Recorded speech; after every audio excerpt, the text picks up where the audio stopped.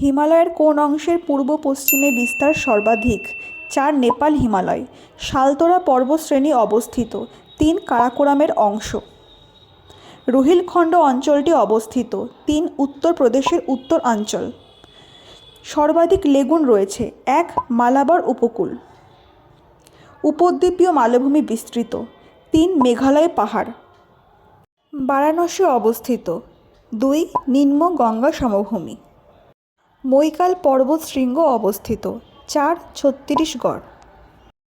নানামালাই পর্বত কোন রাজ্যে অবস্থিত? 3. অন্ধ্রপ্রদেশ।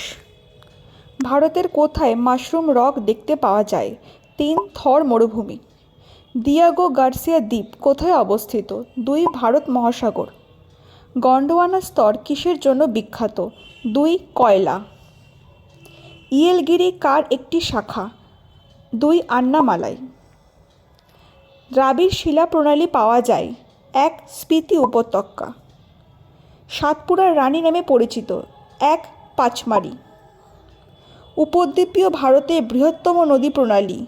2. গোদাবরী।